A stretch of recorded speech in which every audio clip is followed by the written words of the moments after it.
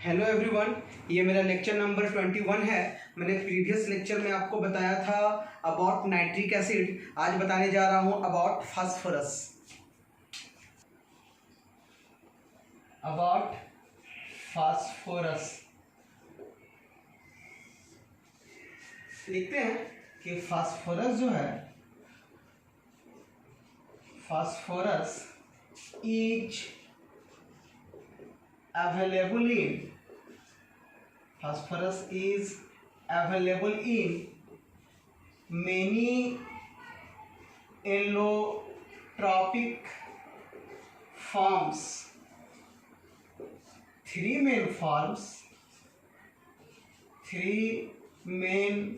forms are discussed below. बोल रहे हैं ना कि फास्फोरस जो है ये बहुत सारे एलोट्रॉपिक फॉर्म में पाए जाते हैं, जिसमें हम लोग डिस्कस करने जा रहे हैं थ्री मेन फॉर्म्स के बारे में। तो ले ले हम लोग सबसे पहले फास्फोरस, इसको क्लासिफाई करते हैं एलोट्रॉप्स के आधार पे।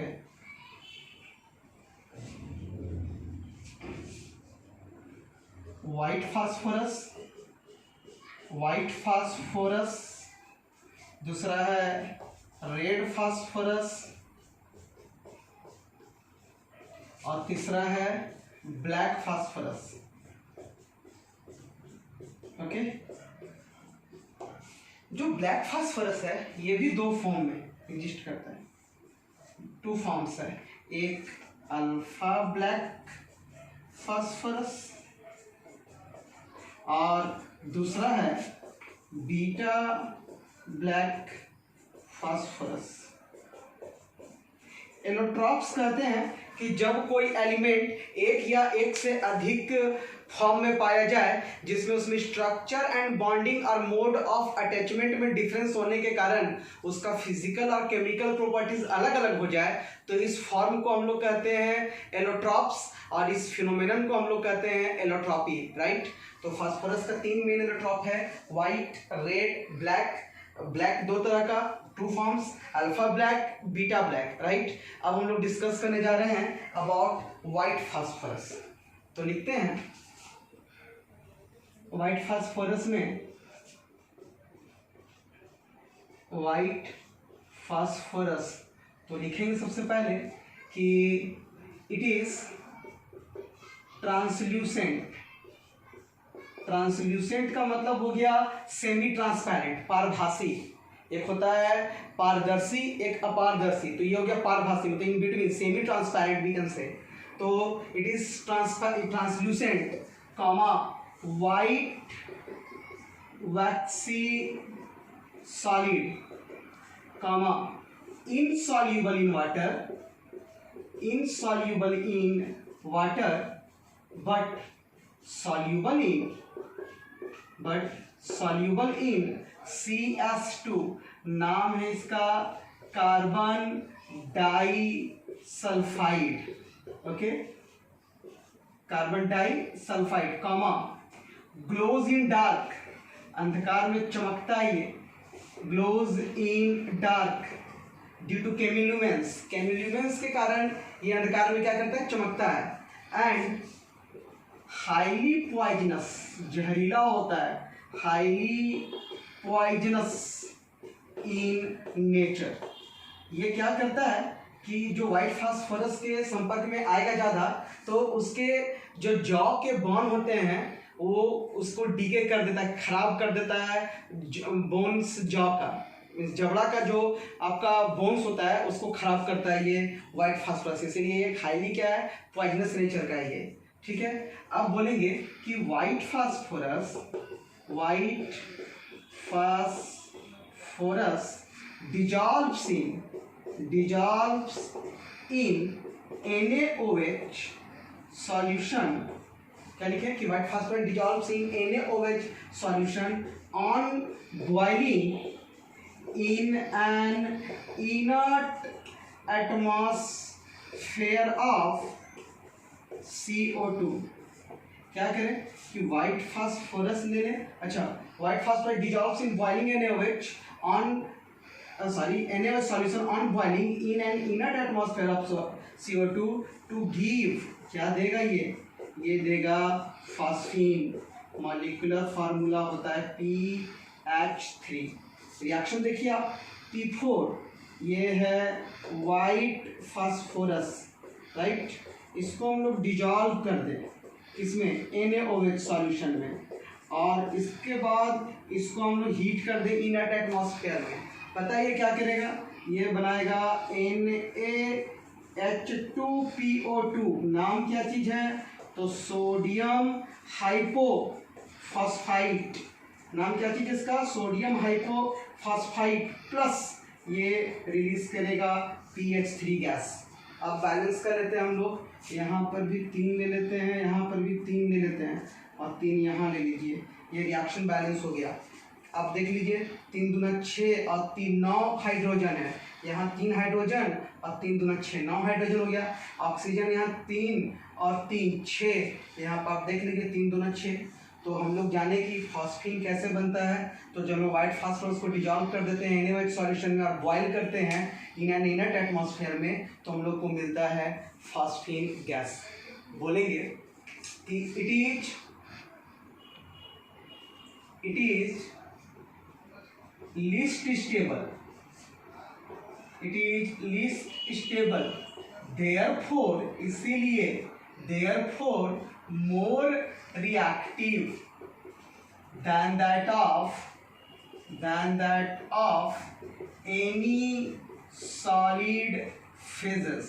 क्या बोले कि जितने भी फास्फोरस का एलोट्रॉप है सबसे कम स्टेबल होता है व्हाइट फास्फोरस, इसीलिए इसकी रिएक्टिविटी सबसे ज़्यादा होती है।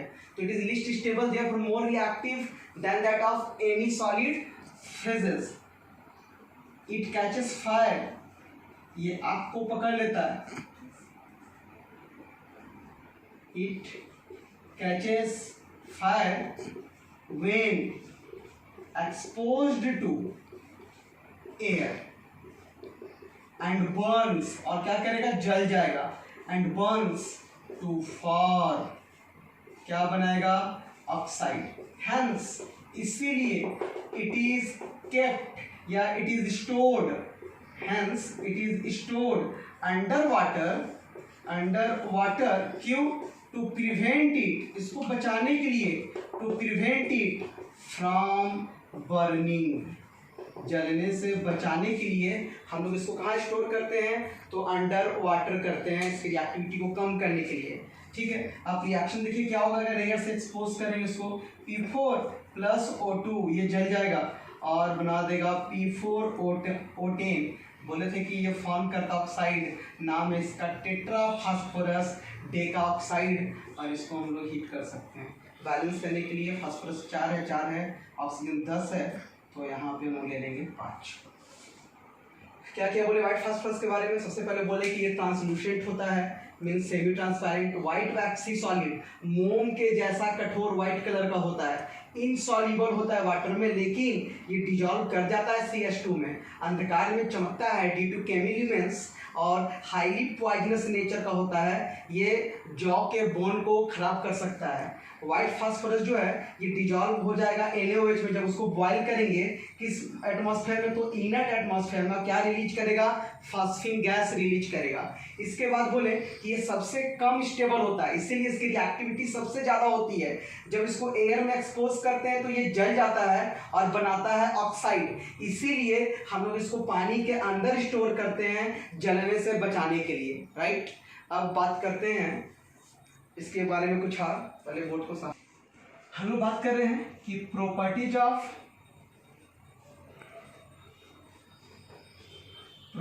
Of white phosphorus. First, reaction with oxygen. अभी बताएं कि P4 जो है वो ऑक्सीजन के कांटेक्ट में आते के साथ ये जल जाएगा और बना देगा ऑक्साइड। दूसरा, रिएक्शन विथ NaOH। बोले थे कि white phosphorus dissolves in NaOH solution on boiling in an inert atmosphere to give क्या देगा, फास्फीन गैस देगा। Reaction white phosphorus plus NaOH plus water, ये बना देगा PH3 गैस प्लस NaH2PO2, नाम तो बता चुके अभी आपको, हम फिर बता दे रहे हैं, सोडियम हाइपोफॉस्फेट। ओके, बैलेंस करने के लिए यहाँ पे हम लोग 3 ले लेते। तीसरा, रिएक्शन विथ नॉन मेटल्स के साथ लोग रिएक्शन देखें हम लोग, जैसे में ले लेते P4 plus Cl2, P4 plus Cl2, S8 plus P4, देखते क्या क्या बनाएगा ये। अगर हम लोग ड्राई क्लोरीन ले लें और लिमिटेड मात्रा में लें तो ये बना देगा PCl3 फास्फोरस ट्राइक्लोराइड, लेकिन अगर क्लोरीन को हम लोग एक्सेस ले लें तब ये बना देगा PCl5 फास्फोरस पेंटाक्लोराइड, और ये बनाएगा P4S8 और S3, और यहाँ पे ले लेंगे 8, यहाँ पे ले लेंगे 3, यहाँ पे ले लेंगे 8। इसका नाम है टेट्रा फास्फोरस ट्राइसल्फाइड। क्या नाम बचा इसका? Tetra phosphorus trisulphide, phosphorus pentachloride, phosphorus trichloride. ये था रिएक्शन विथ नॉन मेटल्स। अब बात करते हैं हम लोग reaction with metals. Number 4, reaction with किसके साथ? तो मेटल्स के साथ। लिखते हैं कि वाइट फास्फोरस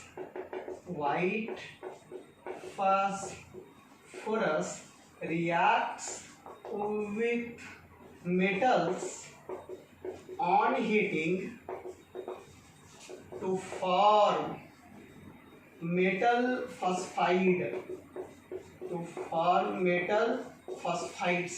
जैसे रिएक्शन देखिए आप, Mg plus P4, Na plus P4, Ca plus P4, ये बना देगा Mg3P2, ये बना देगा Na3P, ये बना देगा Ca3P2। नाम calcium phosphide, sodium phosphide, magnesium phosphide. Balance कर लेते हैं, यहाँ फास्फोरस 4 है तो यहाँ 2 ले लेते हैं, और मैग्नीशियम में 6 ले लेते हैं। यहाँ पर 4 ले लेते हैं और सोडियम को हम लोग 12 ले लेते हैं। यहाँ पर 2 ले लेते हैं, यहाँ पे 6 ले लेते हैं, और सबको हम लोग क्या कर सकते हैं, हीट कर देते हैं। ये था 4th number, reaction with non metals. 5th, reducing nature.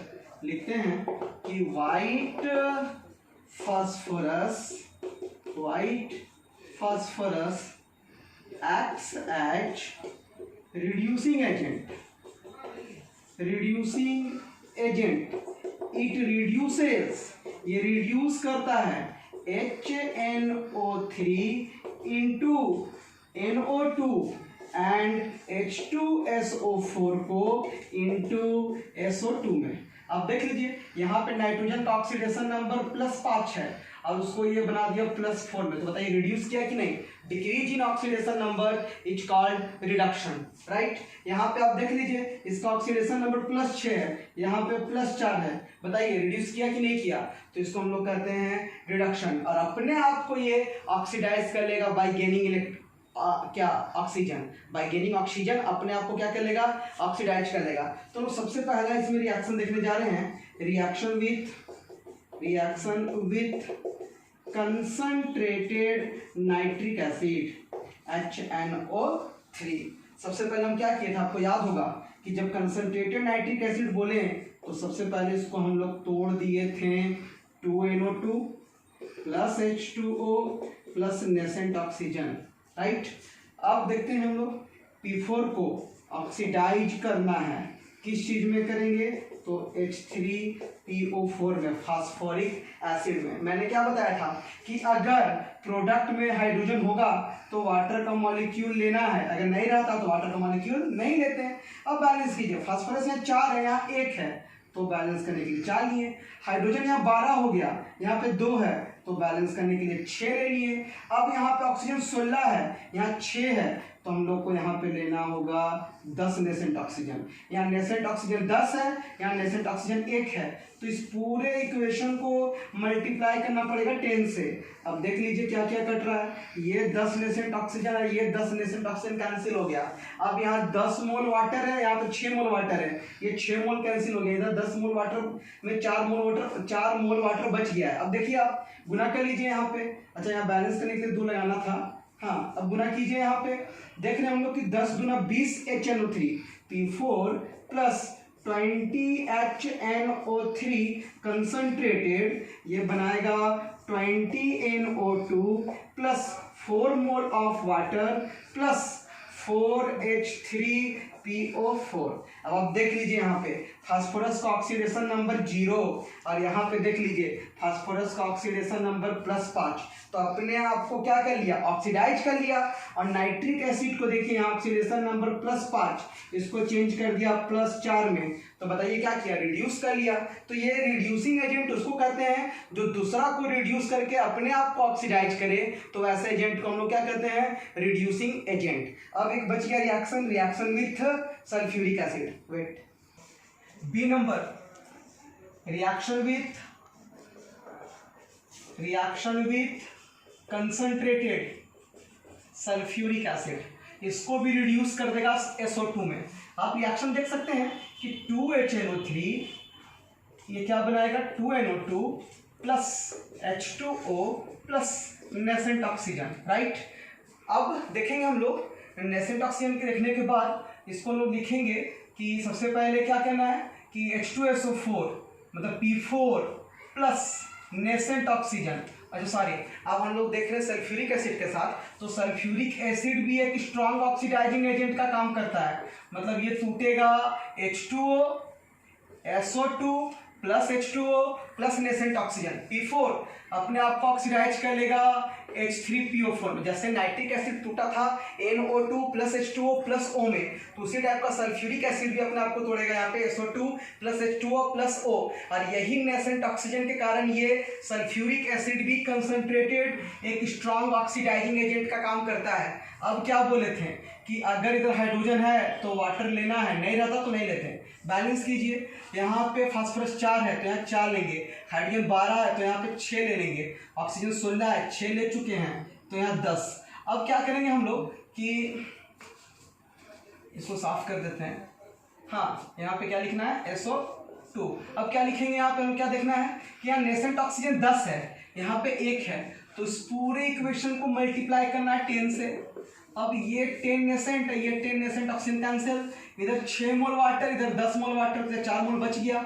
अब गुना कर देते हैं हम लोग, P4 प्लस H2SO4 इंटू 10, तो 10H2SO4, अब इधर बनाया 10SO2 plus 4H2O plus 4H3PO4।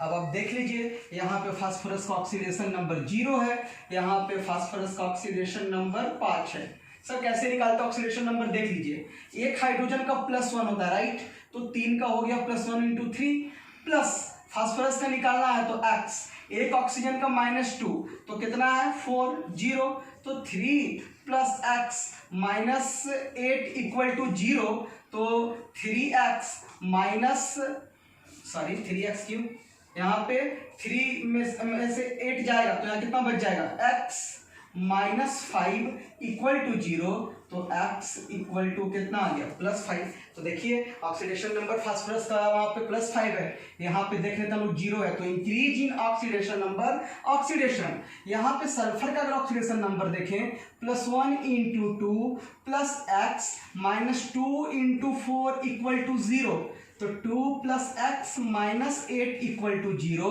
तो x equal to -6, x -6 equal to 0, तो x इक्वल टू कितना हो जाएगा +6। यहाँ पे ऑक्सीडेशन नंबर +6 है। लेकिन अगर हम यहाँ देखें तो x -2 into 2 equal to 0, x -4 0, तो x इक्वल टू कितना हो गया +4।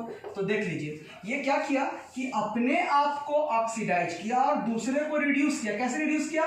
तो सल्फर का ऑक्सीडेशन नंबर +6 है, ये चेंज कर दिया +4 में, तो रिड्यूस किया। Decrease in oxidation number is called reduction and increase in oxidation number is called oxidation. तो आप देखिए यहाँ पे ये काम कर रहा है रिड्यूसिंग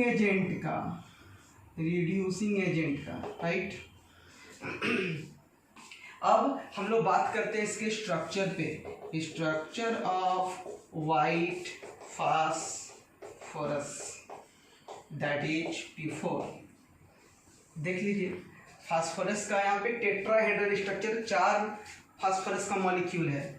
आप यहाँ पे इसमें हम लोग लिखेंगे से P, इधर भी सिंगल बॉन्ड से और टेट्राहेड्रली ये जुड़ा हुआ रहेगा और सबके पास एक लोन पेयर।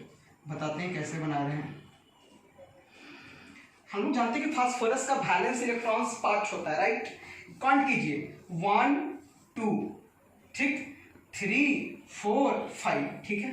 मतलब 1 2 3 इलेक्ट्रॉन बॉन्ड में और एक लोन पेयर। इसका भी गिनिए आप, इसका 1 2 3, 2 को बच गया। इसका भी काउंट कीजिए 1 2 3, 2 बच गया। इसका भी काउंट कीजिए 1 2 3, 2 बच गया।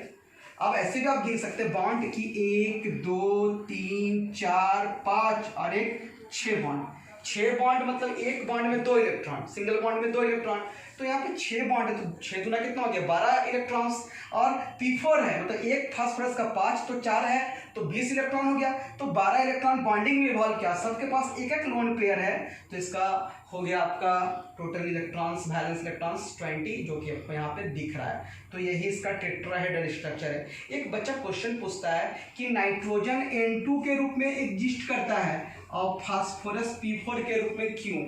तो एक छोटा सा चीज बता दें आपको कि फास्फोरस का एटॉमिक साइज नाइट्रोजन से बड़ा होता है, इसका इलेक्ट्रोनेगेटिविटी कम होता है, इसीलिए ये सिंगल बॉन्ड ज्यादा बनाना पसंद करता है, पी मल्टीपल बॉन्ड नहीं बनाता है, राइट। लेकिन नाइट्रोजन एटम का साइज छोटा होता है, इलेक्ट्रोनेगेटिविटी ज्यादा होता है, तो ये मल्टीपल बॉन्ड बनाना ज्यादा पसंद करता है। आप देखे होंगे नाइट्रोजन का इस टाइप का स्ट्रक्चर होता है, राइट, ट्रिपल बॉन्डेड होता है। लेकिन फास्फोरस में देख लीजिए सारे सिंगल बॉन्डेड है। क्यों?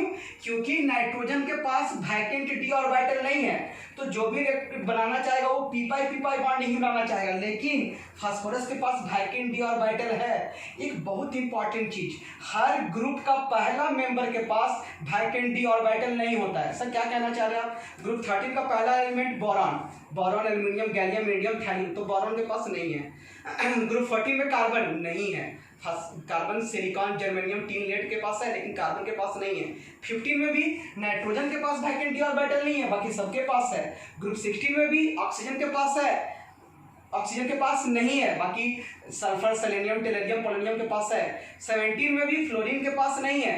मतलब हर ग्रुप का फर्स्ट मेंबर के पास वैकेंट डी ऑर्बिटल नहीं होता है। कौन कौन? तो boron, carbon, nitrogen, oxygen, fluorine के पास वैकेंट डी ऑर्बिटल नहीं होता है, डी ऑर्बिटल नहीं होता है। लेकिन रेस्ट मेंबर ऑफ ग्रुप जो बच जाते हैं सबके पास वैकेंट डी ऑर्बिटल होता है। तो फास्फोरस जो है वो पी पाई मल्टीपल बॉन्ड बनाने को प्रेफर नहीं करता है, राइट। लेकिन ये पी पाई मल्टीपल बॉन्ड बनाना चाहता है, ये बनाना पसंद नहीं करता। क्यों? क्योंकि इसके पास डी ऑर्बिटल है, इसके पास डी ऑर्बिटल नहीं है, तो जो भी बनाएगा वो पी ऑर्बिटल से बनाएगा।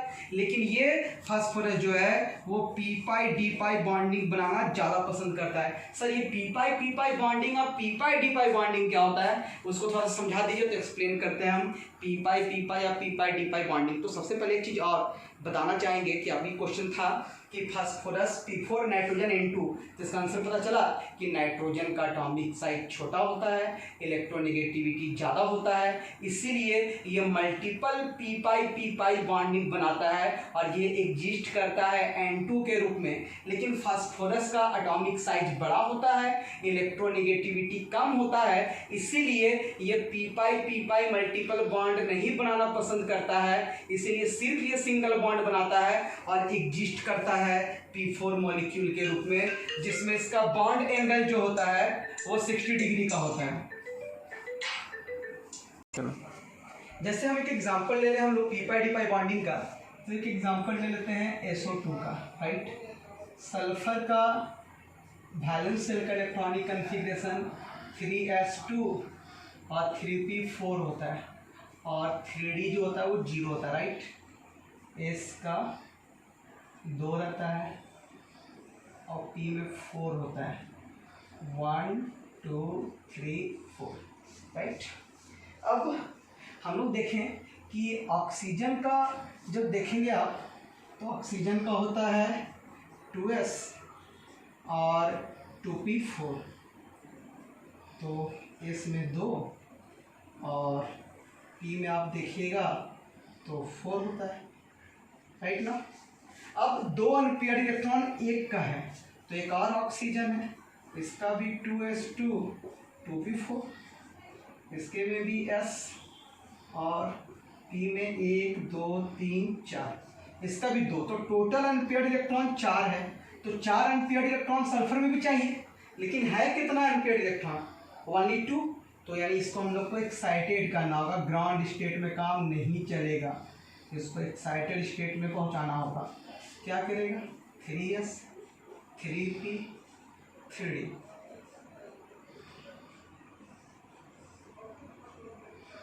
एक 2 3, ये चला गया डी में, राइट। देख लीजिए 4 अनपेयर्ड इलेक्ट्रॉन है, अब बॉन्ड बनाएगा, ये गया और ये बना दिया सिग्मा बॉन्ड, राइट। इधर से ये भी गया और ये भी बना दिया सिग्मा बॉन्ड, ये इधर से गया और ये इसके साथ बना दिया पाई बॉन्ड। लेकिन एक चीज नोटिस कीजिए, ये कौन सा ऑर्बिटल का इलेक्ट्रॉन है, पी ऑर्बिटल का इलेक्ट्रॉन है, ये भी कौन ऑर्बिटल का इलेक्ट्रॉन है, तो ये भी पी ऑर्बिटल का इलेक्ट्रॉन है। कौन सा बॉन्ड फॉर्म कर रहा है, पाई बॉन्ड, राइट। तो ऐसे बॉन्डिंग को हम लोग कहते हैं P pi bonding. Is that clear?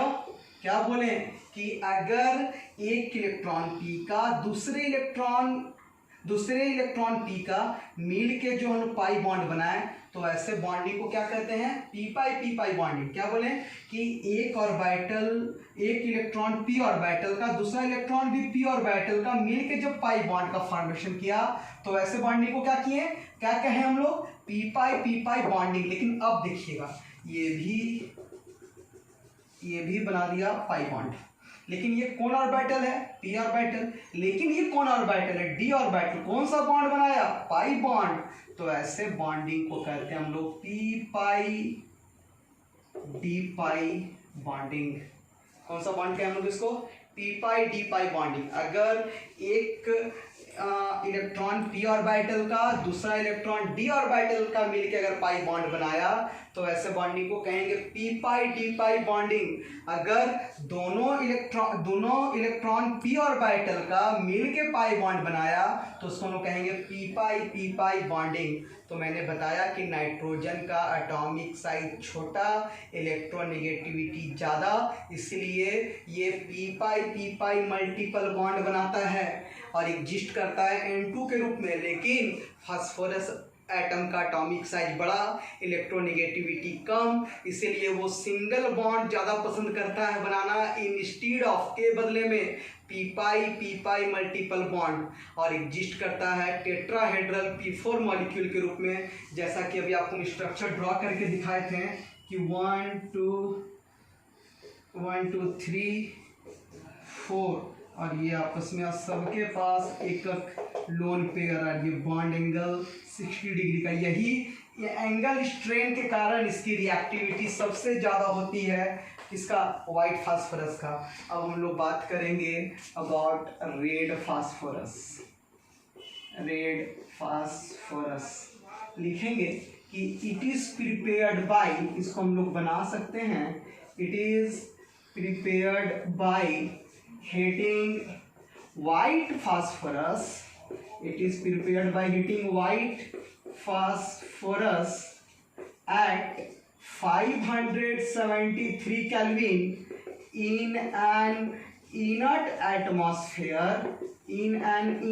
atmosphere for several days।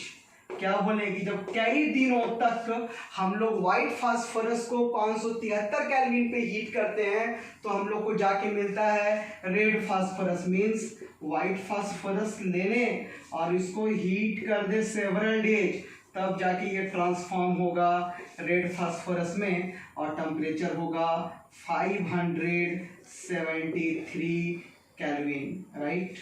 अब बोलेंगे कि it possesses iron grey lustre. कैसा होता है इसमें? आयरन ग्रे लस्टर होता है, comma insoluble in water even in, यहां तक कि even in CH2, comma does not glow in dark and non poisonous in nature. हम लोग कुछ अंतर देख सकते हैं यहाँ पे। क्या फास्फोरस जो था, हाँ, हम लोग अगर अंतर पूछा कि व्हाइट फास्फोरस और रेड फास्फोरस में क्या क्या अंतर है, तो पहला अंतर कि व्हाइट फास्फोरस CH2 में डिसॉल्व कर जाता है, लेकिन रेड फास्फोरस जो है ये CH2 में डिसॉल्व नहीं करता है। White phosphorus glows in dark, लेकिन ये ग्लो नहीं करता है डार्क में, वो पॉइजनस नेचर का होता है, ये नॉन पॉइजनस नेचर का होता है, राइट। लिखेंगे, हाँ, व्हाइट फास्फोरस ज़्यादा रिएक्टिव होता है, ये कम रिएक्टिव होता है। व्हाइट फास्फोरस कम स्टेबल था, ये ज़्यादा स्टेबल है, तो लिखेंगे कि it is more stable therefore, इसीलिए therefore much less reactive than that of किससे? White phosphorus. क्या बोले कि ये स्टेबल ज्यादा होता है, इसलिए बहुत कम रिएक्टिव होता है, किससे? व्हाइट फास्फोरस से, राइट। बोलेंगे इसके बाद कि इसका स्ट्रक्चर के बारे में बात करें अगर हम लोग, तो लिखेंगे इसका स्ट्रक्चर में, स्ट्रक्चर ऑफ रेड फास्फोरस, तो इसमें लिखेंगे कि इट कंसिस्ट ऑफ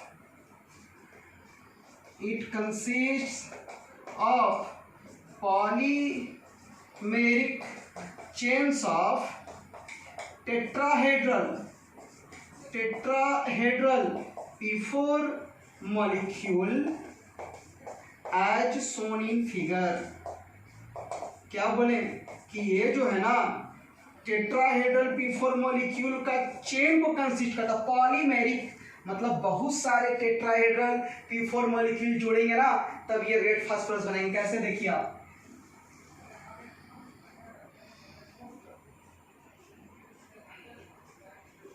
ये लोन पेयर था तो यही यहां से जुड़ना स्टार्ट कर देता है, बॉन्ड बनाना।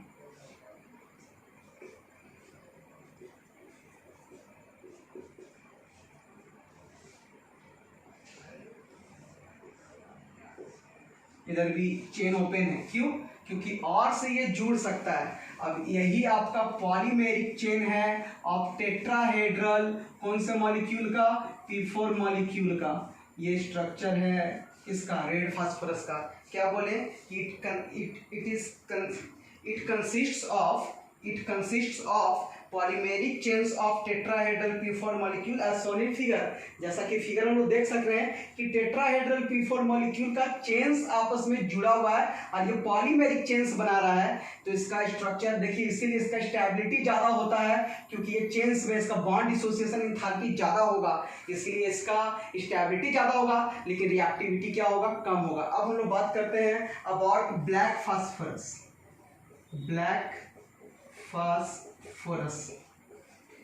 देखिए ये दो फॉर्म है, it has two forms.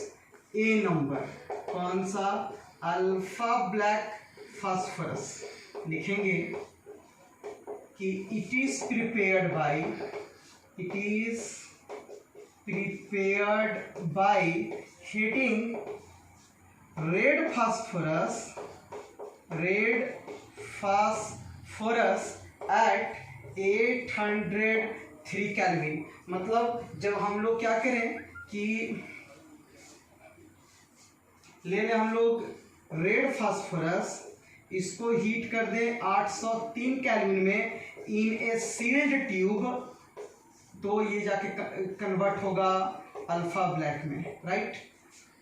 B, अच्छा, it does not oxidise in air, इसकी स्टेबिलिटी बहुत ज्यादा होती है इसलिए एयर में ऑक्सीडाइज नहीं होगा। B number last, beta black phosphorus, it is prepared by, इसको हम लोग बना सकते हैं, it is prepared by heating white phosphorus at 473 kelvin में। मतलब अगर वाइट फास्फोरस ले लें और इसको हीट करें 473 केल्विन में, तब ये जाके कन्वर्ट हो जाएगा बीटा ब्लैक फास्फोरस में, और ये does not catches fire up to 673 kelvin. ये 673 केल्विन तक आग के संपर्क में नहीं आएगा, जले मतलब कि जलता नहीं है। कब तक? तो 673 केल्विन टेम्परेचर तक it does not catches fire, right.